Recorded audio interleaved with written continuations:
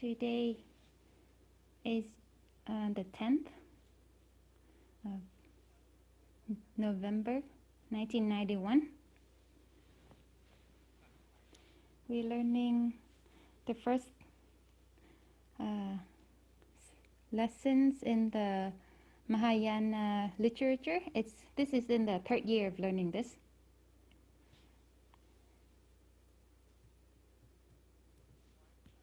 Last year we learned about Mahayana sutra that appears before the Nagarjuna. This year we continue to learn about the sutra that occurs before Nagarjuna, and then we would learn about sutra after him. So we should know that the Buddha entered nirvana around 455 years before the birth of Christ.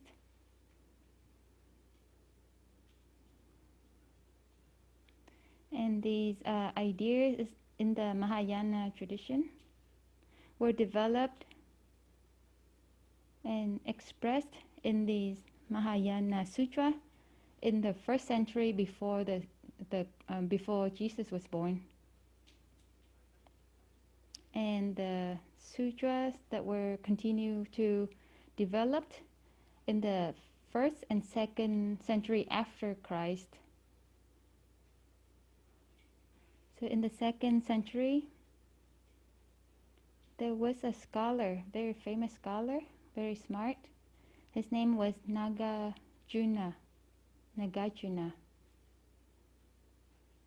He wrote many books. There's one book that was very, very famous. It's called Pariprccha Sastra. And Nagarjuna, he quotes many of the Mahayana sutras that happens before he was born. And these Mahayana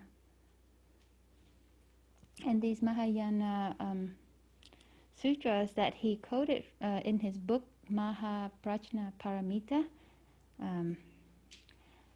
they occurred before he was born.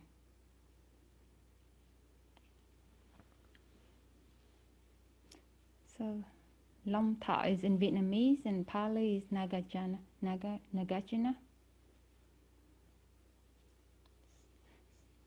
So Pariprccha Paramita in Vietnamese is Đại Trí Độ Luận.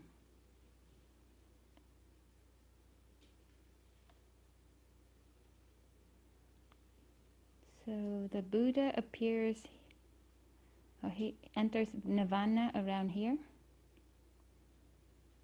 And over here you have Christ, Jesus Christ.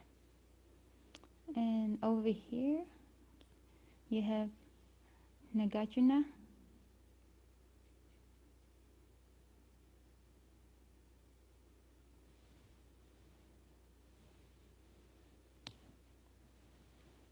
So Nagarjuna was in the 2nd century after Christ.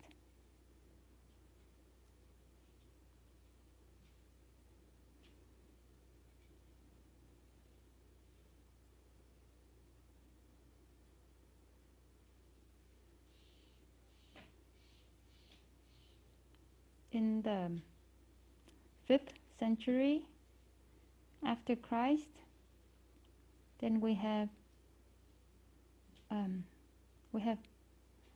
Asanga, or Vietnamese is Thich Nhat Hanh.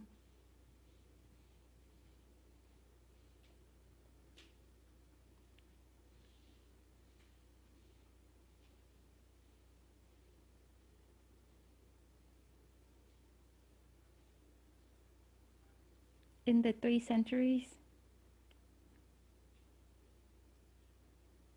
they divide Asanga and Nagarjuna. They have others, Mahayana sutras. So they are the second wave of Mahayana sutra. So this was the first wave between the Christ and Nagarjuna. That's the first wave.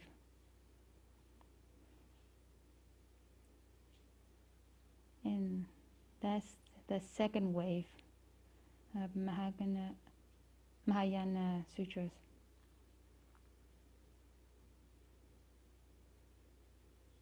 And of course, after Asanga and Vasubandhu, then we have the third wave of the Mahayana sutras.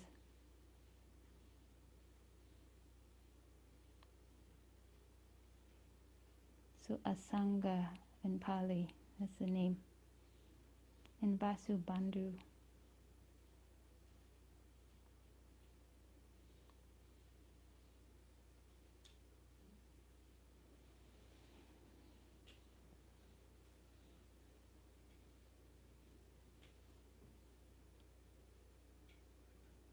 Why? How do we know which ones are the first waves? It's because they were quoted by Nagarjuna's book, the book called Pariprccha.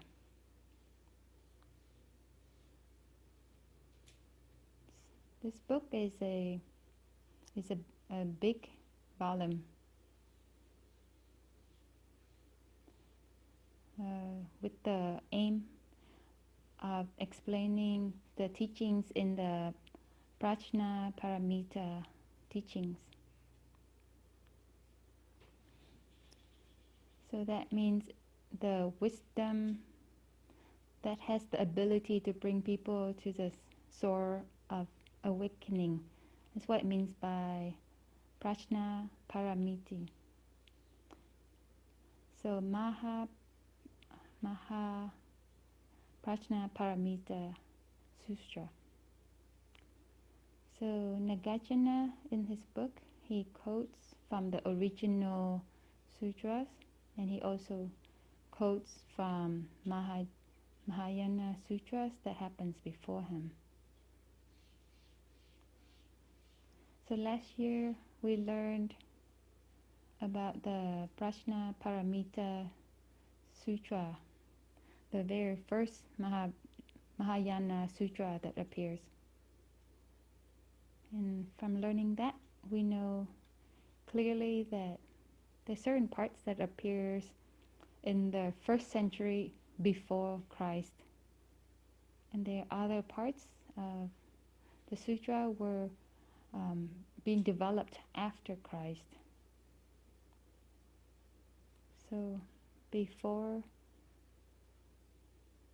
there's before and after Nagarjuna. So what we see today is the results of the compilation and writing throughout many centuries. So we're saying that it means the whole Mahayana literature does not appear before Nagarjuna.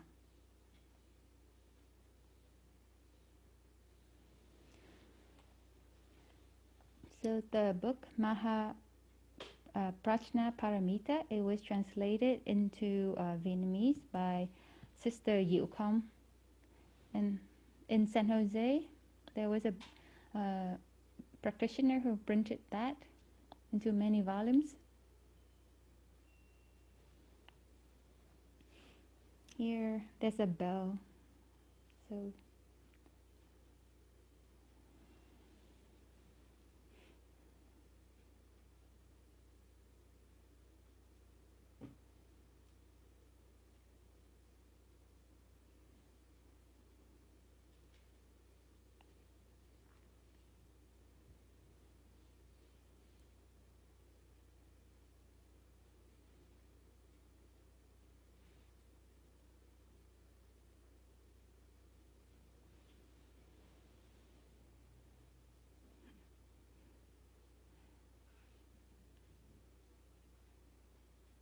the printing of Mahayana Paramita in Vietnamese, which is a draft versions printing. So we need to wait for someone who can have it more published in a better form. It was also translated into French. In the Institute Orientalis, the university, they printed that book a while ago. So if you know French, you can read that in French. If you know Vietnamese, you can read this in Vietnamese. And of course, in Plum Village, we have the Sino-Vietnamese copy as well.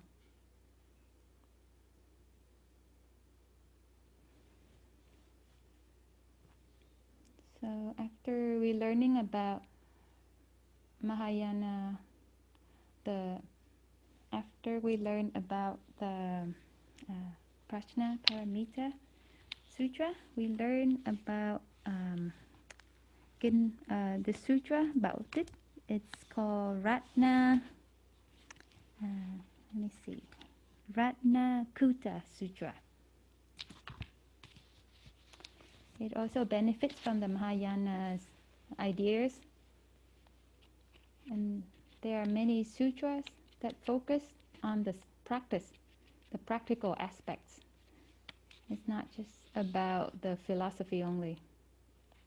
So that's a great blessing from the Ratna Kutta Sutra, focusing on precepts.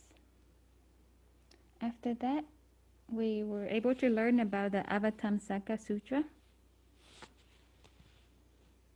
and we were able to learn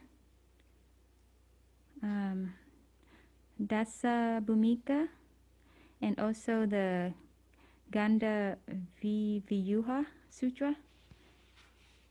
So these were the sutra that appears before Nagarjuna. There were also other sutras that appear before him that we will learn about. And then we would learn about the sutra between Nagarjuna and Asanga.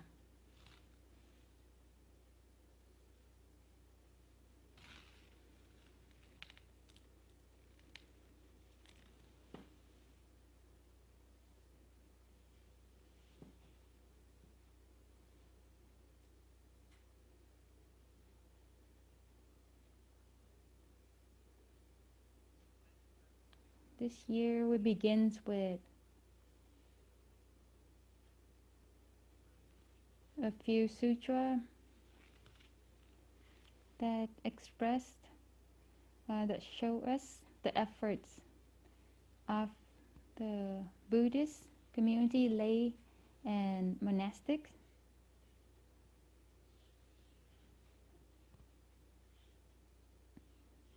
so they can expand the ideas in Mahayana Buddhism, but to also making Mahayana Buddhism into something that has more flesh, that has its own life. Specifically, the teaching of Mahayana teachings, not just in terms of ideas, but it's in terms of a congregation that has both lay people and monastics. Before that, those ideas might not have been accepted yet. So after you have a deeper ideas, then how do you get those ideas to be accepted?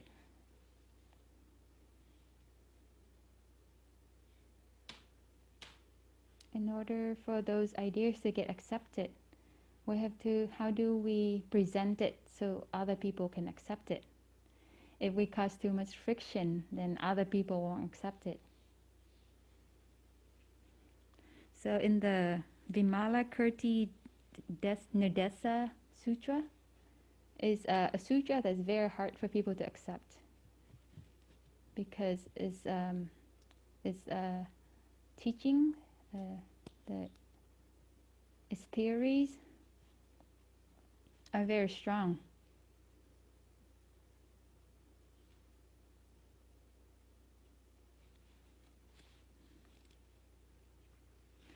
So, Vimalarkirtinirdesa Sutra.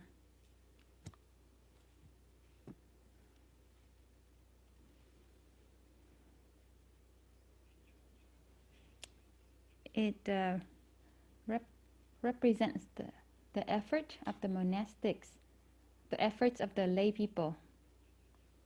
They want to take control of the fate of Buddhism, the development of Buddhism, in a way that Buddhism has strong and stable base in society. And maybe there were lay people that seeing that the monastics did not have enough strength to bring Buddhism into life.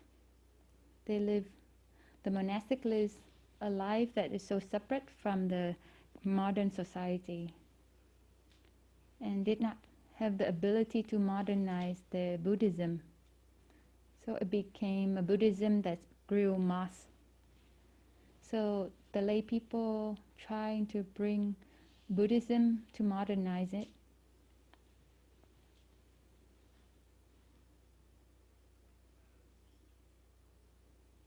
And the person that's in the Vimalarkirtinirdesa, so the person, his name is Vimalarkirti. So it's representational of the ideal lay Buddhist. You don't need to become monastic, but you can have the ability to awaken and helps many other people to awaken. So it does not need to be monastics. I can only stay in my family, live a lay life, but I can have liberation and awakening, and can help many others to reach awakening. So in this sutra, we can see that the lay person called Vimalarkirti, he was compared to the higher, to the more respected disciple of the Buddha, such as Sariputra or Margaliana. So that they say that Vimalarkirti is way better than these disciples.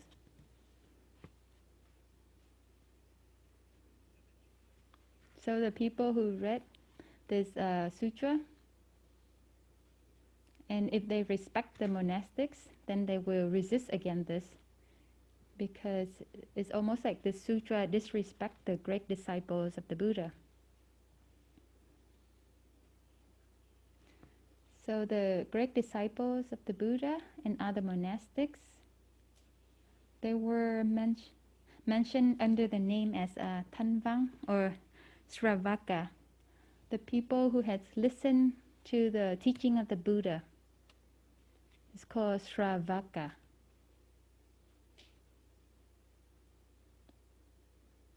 Or Tanvang in Vietnamese. So the Vimalarkirti Sutra, it make fun or sneer at the Sravaka as they are not intelligent enough, that their liberation is still very limited.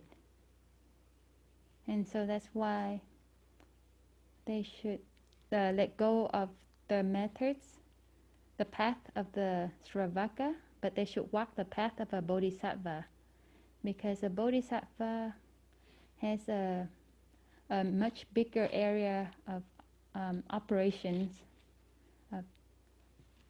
So there's unlimited amounts of beings that can benefit from a Bodhisattva. And the Sravaka, they only worries about their own spiritual awakening. And the nirvana of Sravaka are tiny and limited. It's not the ultimate nirvana. And once a Sravaka who enter nirvana, they do not have any benefits to other people. And if people read this and if they don't see the aim of the sutra, then they can have this feeling that the sutra disrespect and make fun of the Sravaka. So the Mahayana movement, it brings about the ideal person, a Buddhist lay person that is not stubborn but is very forgiving, very open-hearted. And these lay people are bodhisattvas. And in Mahayana movements, in order to be a worthy Buddhist, you have to be a bodhisattva. You cannot just be a Sravaka only. So Sravaka is a stepchild of the Buddha, and bodhisattva is the real blood child of the Buddha. We can see these ideas in the Prajnaparamita sutras before. There are many types of this that can show us there is the ideal of a bodhisattva, then truly you will be the child of the Buddha. A Sravaka is not enough.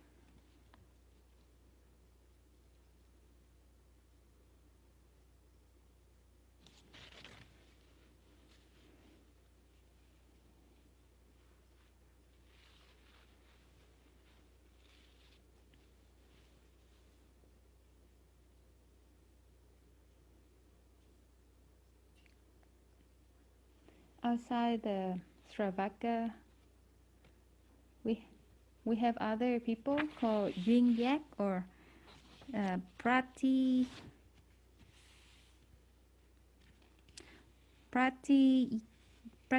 pratyeka Buddha. They are the people who don't need to follow the Buddha to get awakened.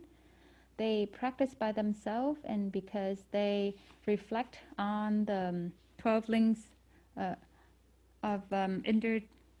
and they reflect on the 12 links of dependent co-arising, and they were able to get awakened on their own, so they can call Dap-yak or singular awakening. So that yin-yak, so that means to look deeply into the 12 links of dependent co-arisings and get awakened. Or Dap-yak, that means being awakened on their own, and that they don't need to follow the Buddha. So that's called Pratyeka Buddha. Buddha awakened on their own.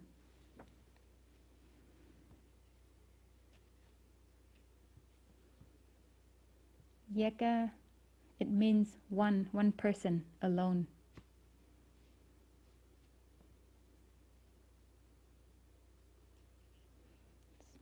So that's why Mahayana tradition, they call the Sravaka and the Pratyeka Buddha as the two vehicles, the first two vehicles.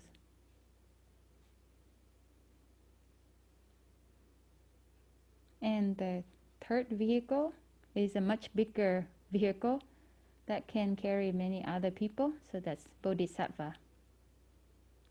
We know that in original Buddhism, the word Bodhisattva was only used for the Buddha only.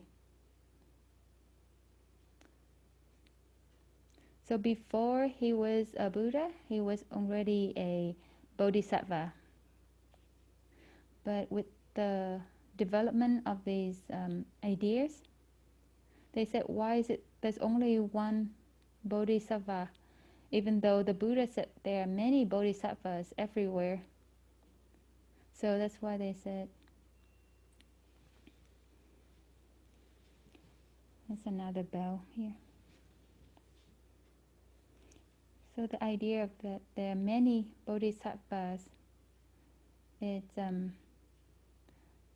Mahayana movement considers that any true disciples of the Buddha needs to have the aspiration of a Bodhisattva. So whether you're a lay person or monastic, you have to be a true Bodhisattva. So that's why after the Mahayana movements were developed, they were looking for ways to help the movements that have more structural base. So they want to have a congregation for the lay people and congregations for the monastic movements, monastic disciples. So at that time, they really need to have bodhisattvas at home and bodhisattvas in the monastery. So Vimalarkirti is bodhisattva that's even better than a monastic, or even better than a Sravaka or the pariprccha Buddha. We should know that Sariputra is a very intelligent teacher. He's a very smart, one of the smartest disciples of the Buddha. However, when he talks to the layperson Vimalarkirti, he lost to Vimalarkirti. So that's why the monastics, they might feel disrespect that it seems like monastic and the Sravaka were being sneered at. So these ideas were very hard for people to accept. And back then and even now. However, we're not learning the Vimalarkirti Sutra right now, but we have to learn a different sutra. It's a pioneer before this that leads up to Vimalarkirti, and it's a more successful. And this helps with the establishments of the congregations. So this is called Pháp Cảnh Sutra.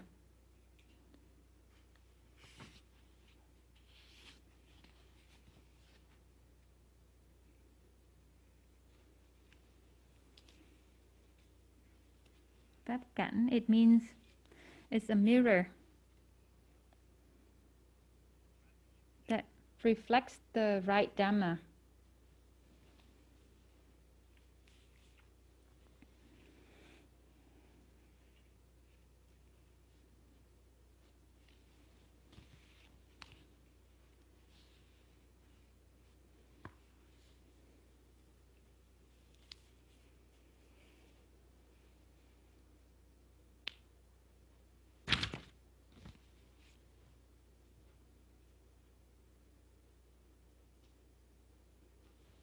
So this sutra, it was translated in 181, the year, at the end of the 2nd century, near the 2nd century. It means the Pali version appears pretty early, before the 181, the year 181 after Christ. The translator name was An Huyen. An Huyen. And the person who wrote the preface was Master Tăng Hội.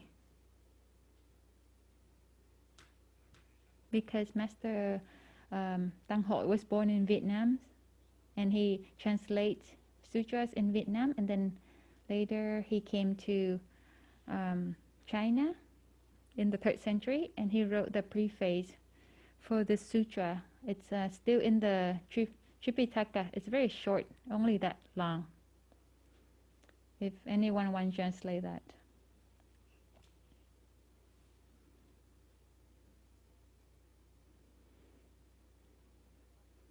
So this sutra Pháp Cảnh,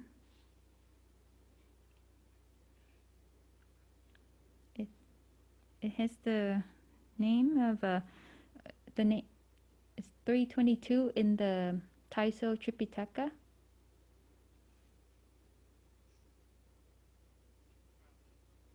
And comparable to this, there is a sutra called Ugrapariprccha Sutra. Úc gia trưởng lão. Pariprccha.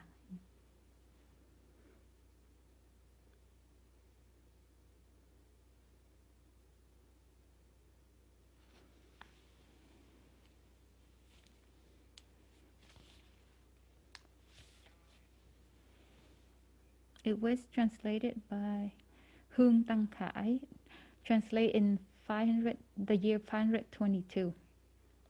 So Ugra datta.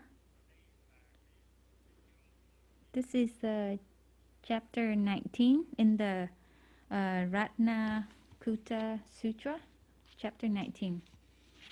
So this is about Ugra datta.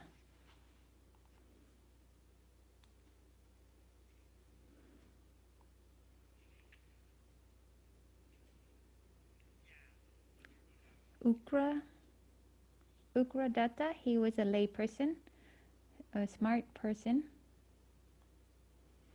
He is learned and has great faith.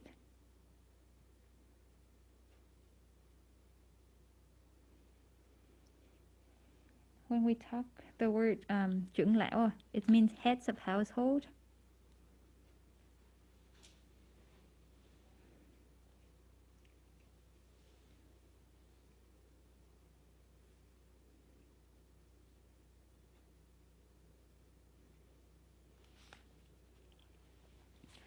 We're talking about a person who has a status in society. Usually the head of household is well educated, has high position, he's successful in society, such as Ananta Pandika.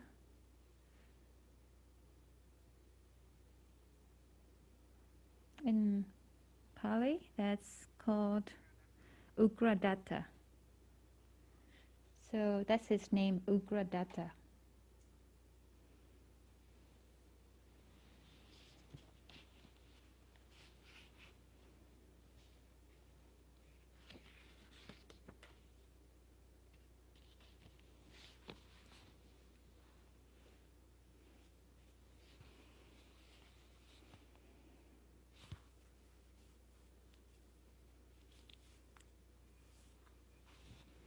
Comparable to this Pháp Cảnh Sutra. In the Tripitaka, there's another sutra that's comparable. It's called Ugra La Việc Vấn Bồ Tát Hành Kinh. So it means the sutra in which Ugradatta asks about the great aspirations of a Bodhisattva. So this sutra is 232 in the Tripitaka, Đại Chánh. Taiso Tripitaka 232 by Pháp Hộ, translated in 2066, or in the year 266.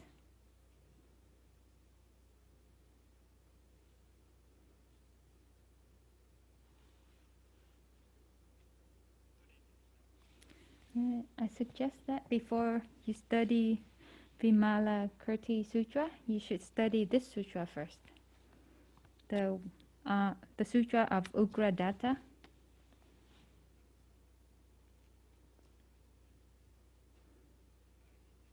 Because this sutra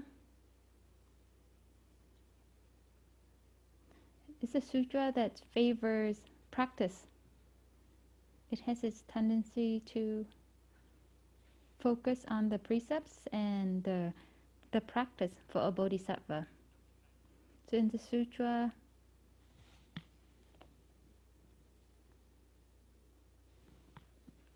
Ugra,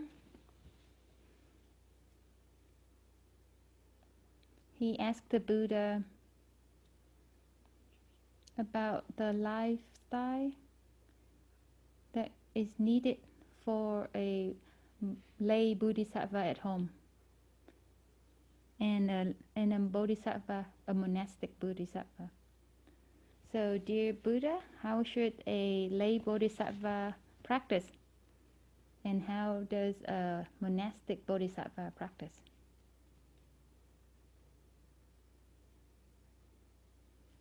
So that's why the beginning of the sutra talks about the way of practice of a lay bodhisattva at home. And the second part of the sutra is about the way of practice of a monastic bodhisattva. And the third part of the sutra is to answer the questions of Ugra. If a bodhisattva stays at home and practice as if monastic bodhisattva, how should they practice? It means in our daily family life, and how can we still practice as if we are a monastic bodhisattva? And then the Buddha would give 5 methods for the people who have these great potentials, who can still stay in their family and still practice as if they are monastic. But according to the sutra, it's not that easy. But according to the Vimalarkirtinirdesa sutra, it's very easy. So we have to see this. This is more practical.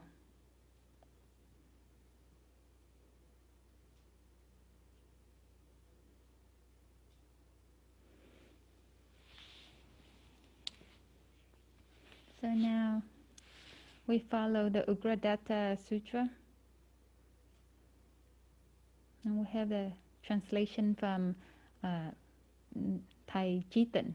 This is chapter 19 of the Ratnakutta Sutra.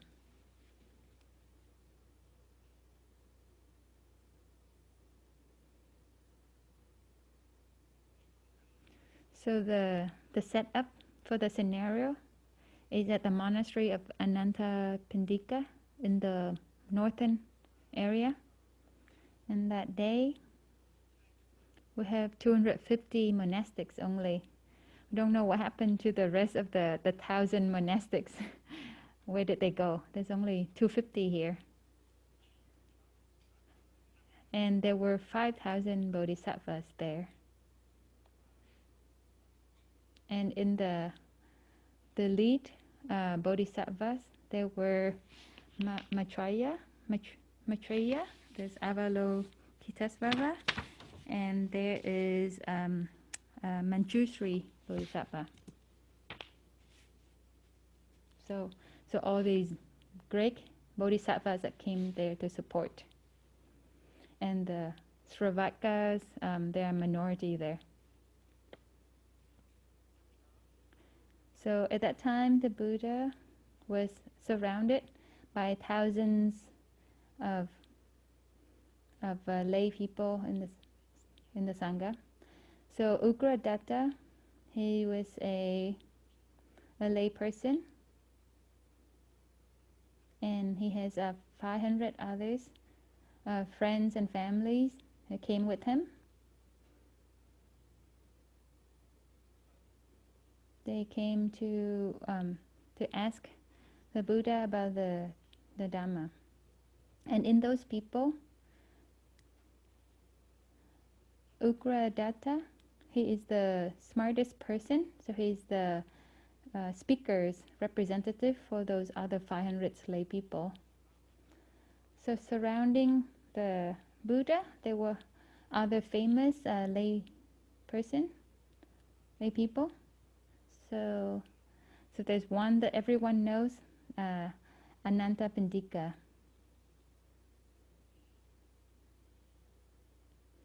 So the Buddha answers the question from Ugradatta. Ugradatta asks, Dear Sutra, dear Buddha, if there is a man or woman who wants to manifest their bodhisattva ideals, to they understand the Mahayana teachings, and they want to sit on this great vehicle. We have another bell here.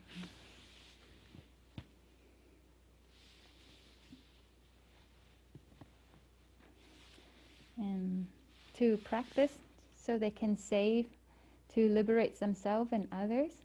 So what would this man or woman, what would they follow to practice?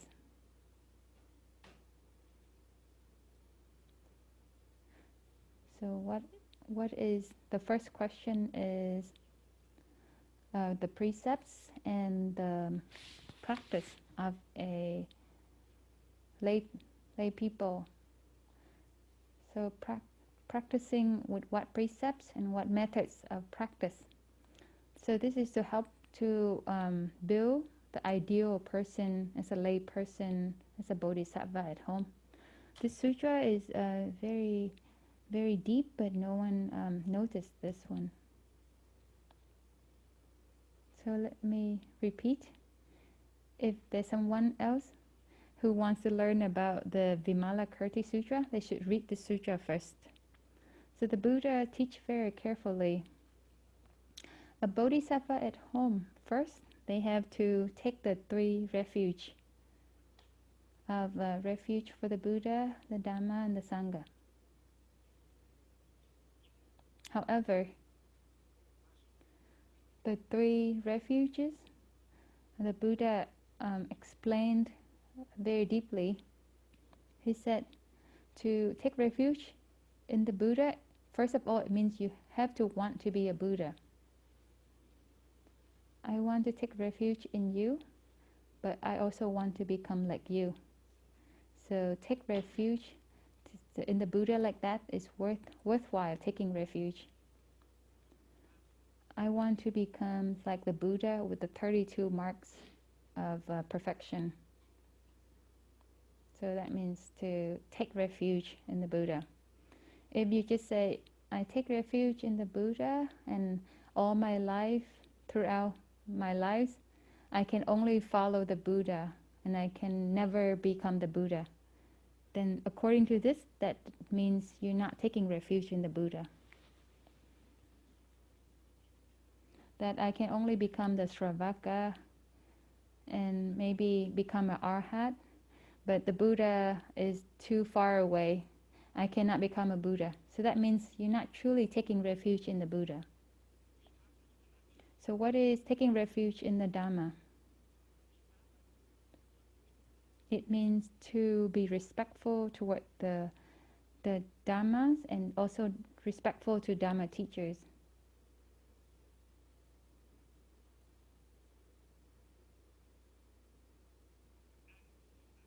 We have to dwell peacefully in the Dhamma and practice the Dhamma, and also to support the Dhamma. But that is not enough. We have to use the Dhamma as if it's a source of energy. You use the Dhamma, the teaching, as if it's a Dhamma instrument. It's not just to only lower yourself and say, I take refuge in the Dhamma. But you have to know how to use the teaching as if it is a tool, as if it is an energy that can help liberate you. And you vow that when you attain the Bodhisattva status, then I will bring this right teaching, right Dhamma, to share with all beings. So that is called taking refuge in the Dhamma.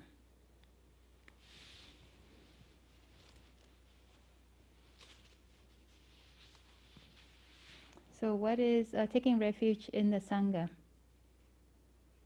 So this is to taking refuge in your practice community, and you be respectful to monastics, even if that monastic is a Sravaka.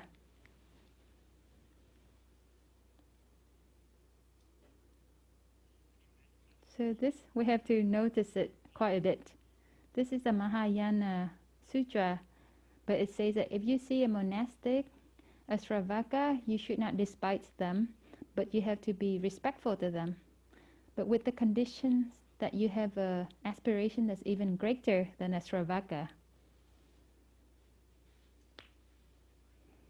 In this sutra, it says even if you respect the Sravaka, but you do not just have only dwell in the path of a Sravaka. I want to go further than that. So that's what it means to taking refuge in the Sangha. So we can see that there's this will, this idea of wanting to go beyond, but they're still very careful toward the Sravaka, that they still respect them because they were still part of the Sangha, part of the three treasures.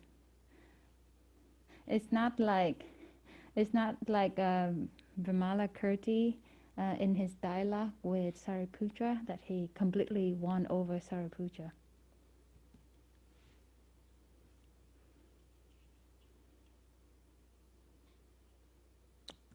In that part, it's Vimalarkirti completely defeated the Sariputra.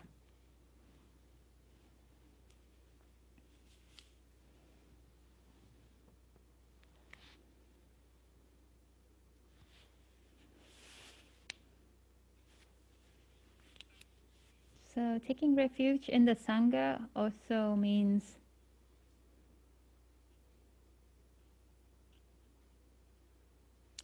Thay is changing the cassette tapes in case you're noticing.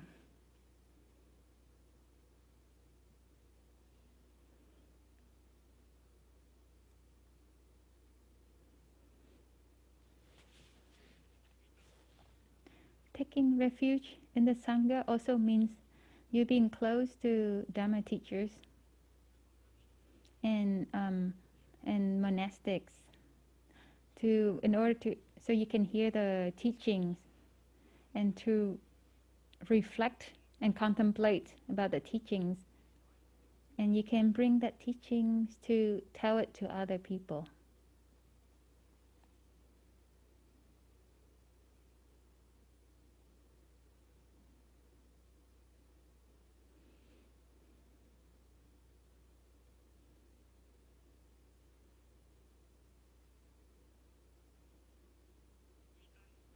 Taking refuge in the Sangha means you recognize that the Sravaka is also performing many merits, and we also need the merits of the Sravaka.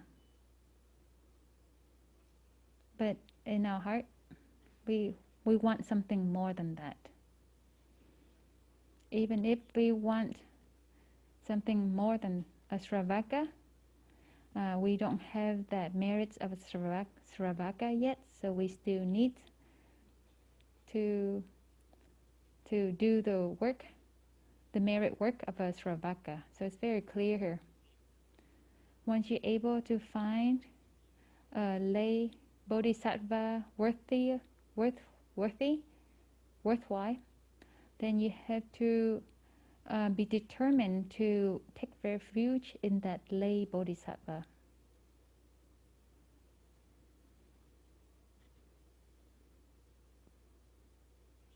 And of course, later on, the sutra said to be close to monastics and Sravaka, and you can influence the monastics so they can also have the Mahayana ideals of a Bodhisattva. So that means that you're trying to convince these monastics to become Mahayana. to the new to follow the new congregation. So next, the Buddha taught that the layperson have to practice deep looking, to practice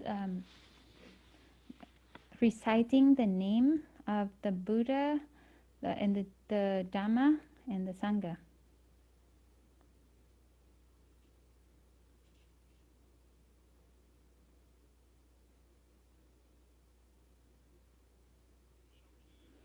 And after talking about the principles of coming back and dwelling in refuge in the three treasures, in the Buddha, Sangha, and Dhamma,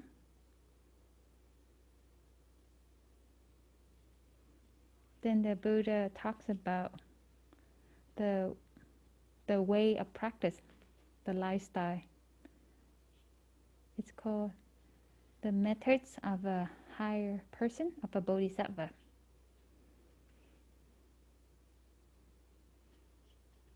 Thường sĩ, it means Bodhisattva.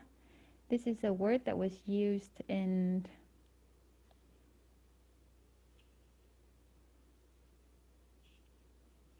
the sutra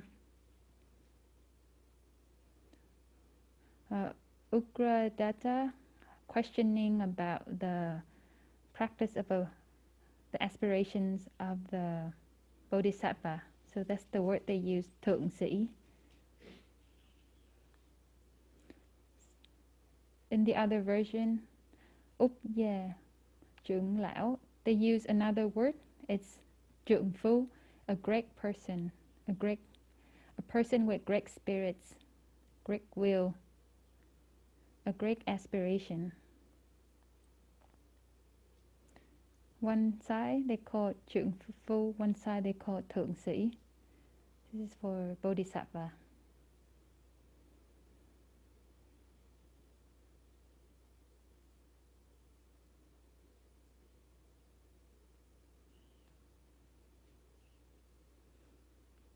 A Bodhisattva has the right to create property, the family and land to establish, but always establish those things according to the laws. That we don't use the way of business, dealing with business that is not according to the laws, to get rich, unlawful, that do not invest or that oppress. Or you can say that if you're a business person, you don't sell for something at such a high price to your clients. But we have to grow your wealth legally, and always remember about impermanence, knowing that any of your wealth and career are impermanent. And do not have this idea of stinginess, but you have to prefer to share your wealth and also to take care of your parents well and support your family. And after that, you can use your wealth, at least some part of your wealth, for the work of donations and philanthropy for other beings.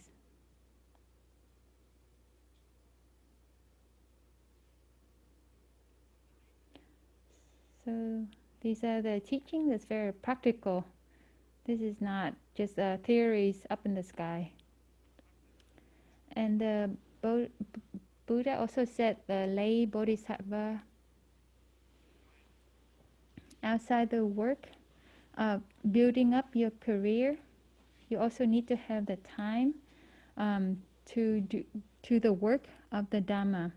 If you just put 100% of your time into just to create your business career, then you're not even a Buddhist anymore, or even a Bodhisattva at home. So this work is to carry the work of the Dhamma and to save many others, people, for many beings, for awakening without being tired, tirelessly. So all the phenomenon of win-loss, praise, blame, sadness, or happiness, they cannot agitate a lay bodhisattva.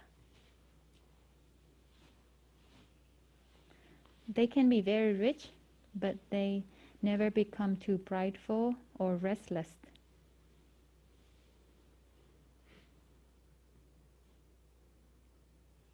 They always keep their precepts in their speech, body, and accent. If they see other people who took the precepts and they broke their precepts, but you don't get mad at them. It means you have to have compassion for those people and come to them and help them to learn the precepts so that they can maintain the precepts more solidly.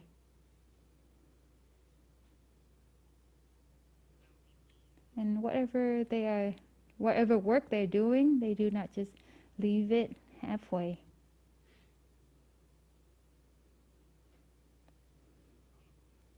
That is a person who also shows gratitude and appreciation and also remembers what other people have done for them.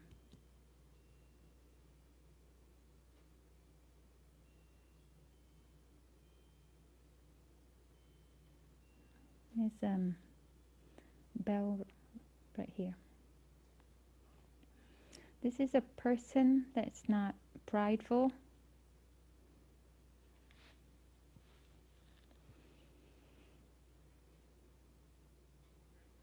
They make efforts to lessen the sadness and suffering of other people, to help them transform that.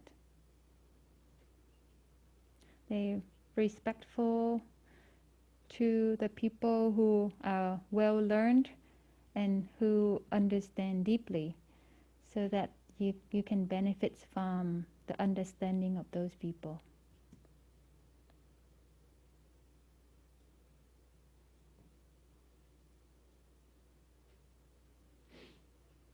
And if you learn the right Dhamma, then you don't just keep it for yourself, but you have to share it with other people.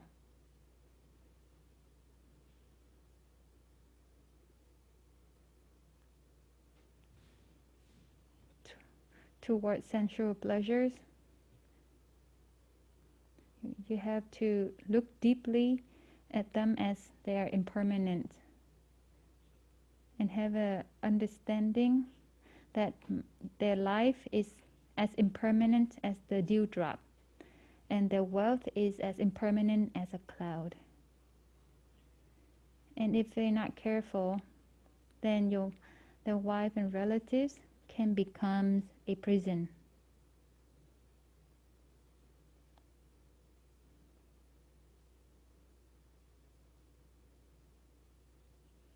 You can see that this sutra is very thoughtful, very careful.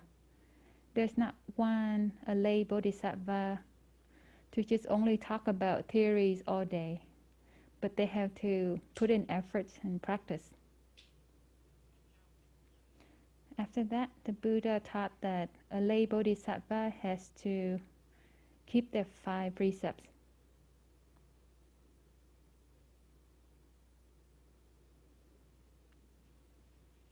The first precept is to not kill.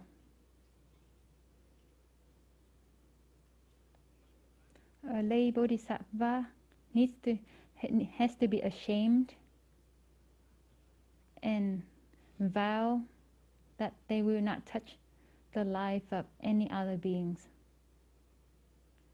And that's why always have to practice compassion.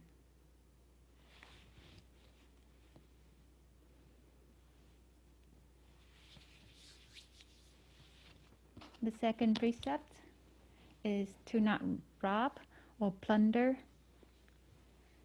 not be greedy. The third precept is to not make sexual misconduct.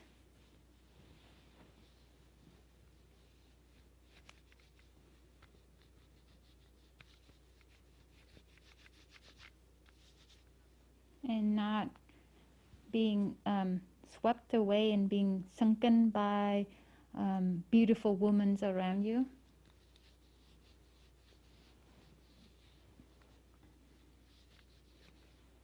The fourth precept is to not lie. And the fifth precept is to not drink alcohol.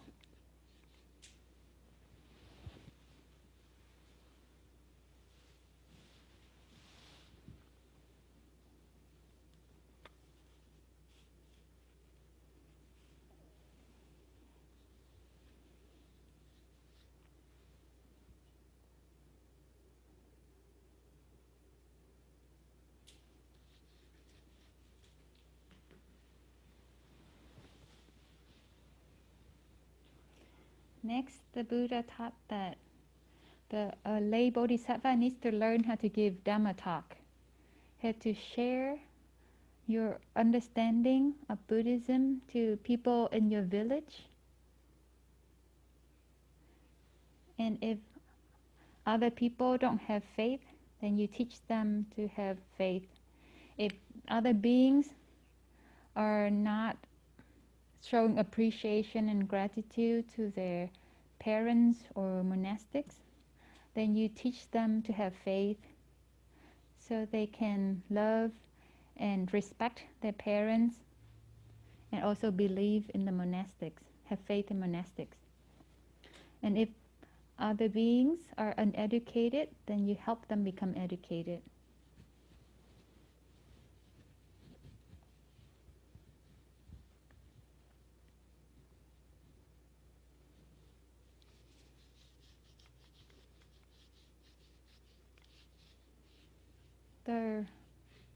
The aim of a lay bodhisattva is to teach and harmonize through the teaching to help the other beings to transform themselves. If a lay bodhisattva in the village, if they don't teach and help transform others, then they will get criticized by bodhisattvas. It's almost like if you have a village and you have a really good doctors there, and if you let other people in the village die, then it's the same case with this. The lay bodhisattva will get criticized. If your own village has a lot of people suffering and crying, then that's not truly bodhisattva. You will get criticized by the other bodhisattvas.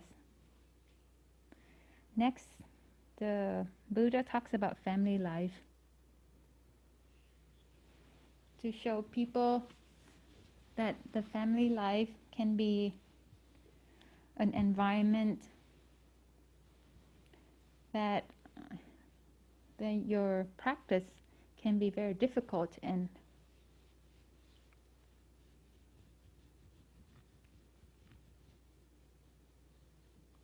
So when you read Vimalarkirti, you should read this so this is clearer.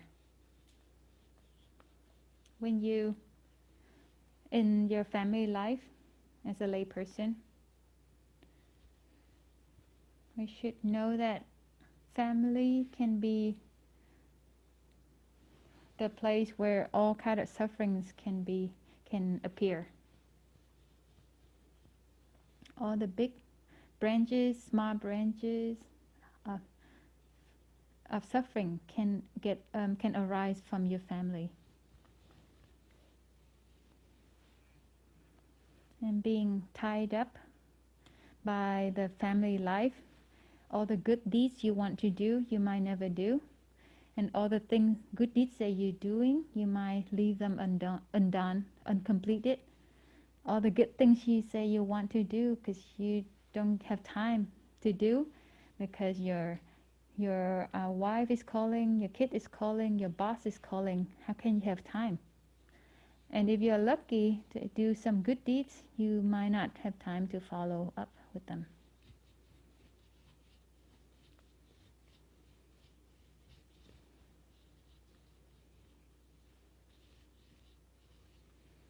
So in this sentence, Master Tăng Hội quoted, living in family life, we have to satisfy the needs of your family members, parents, kids, wife, relatives. They ask a lot of you.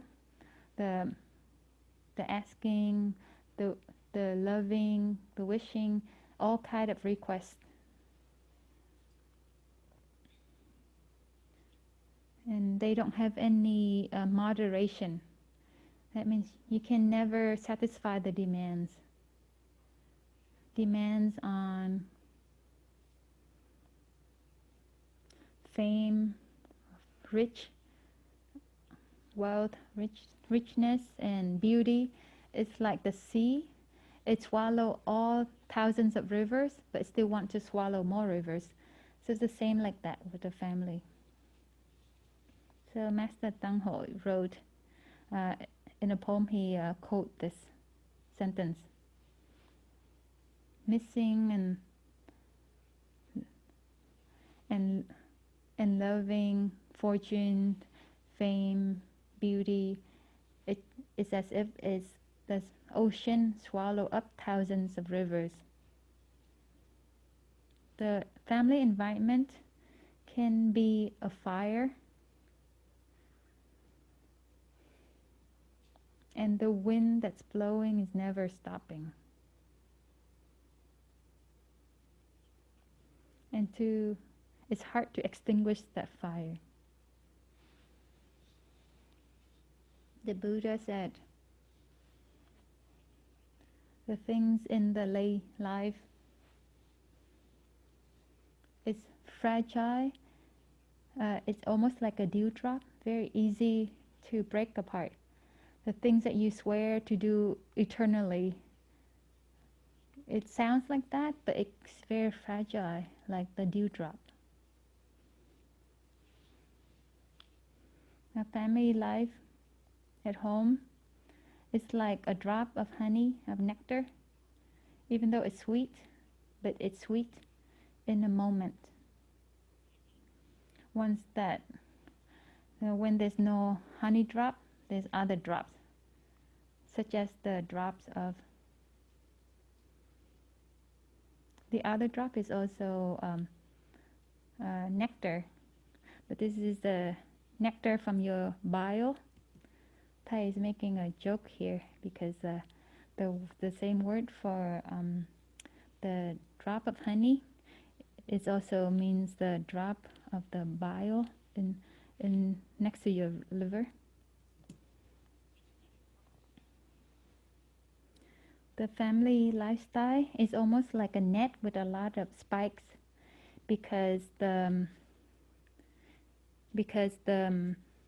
forms, because of the sight, sounds, smells, touch, and taste, they all get expressed very clearly, very fully.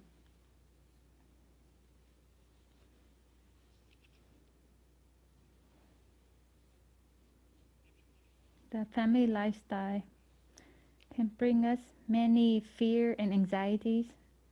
We're fearful of being robbed, or things get stolen, or being flooded, or fire, or being ordered about by the government.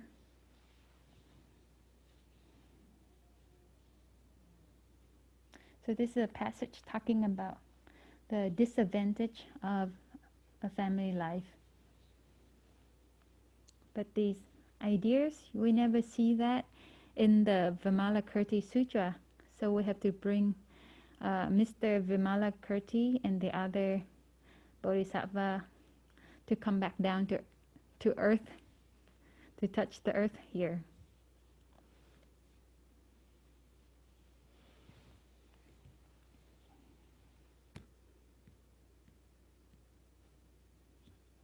So after talking about the idea of the family life, then the Buddha said, looking at from the viewpoint of generosity and wealth, whatever that you gave away to others, then that is truly yours. Whatever that you still keep in your house, that's not yours.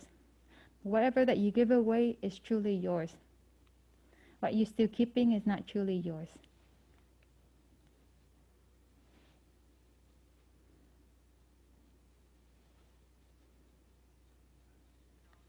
When we give away,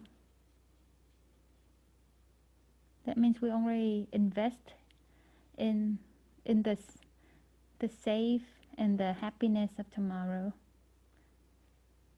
the security. The things that we gave away, they are yours. And they're still always there. You never need to keep them. The things that you don't give away, you still have to keep them. You're not sure. You still worry about them. So when a bodhisattva practices generosity like that, then those three biggest internal knots of greed, ignorance, and anger, they become smaller each day. Because when we give away generously like that, then we don't have this greed. So the internal knots of greed become smaller. When you give away and donate, you have compassion. So the energy of compassion can soften and weaken the energy of greed. Compassion, it wears away your anger, energy of anger. And when you're heading toward liberations, then your ignorance also becomes smaller. So the strength of those three, the powers of those three internal knots become smaller. And after that, they talk about 6 paramitas of generosity, concentration, insight, mindfulness, diligence. There's another bell here.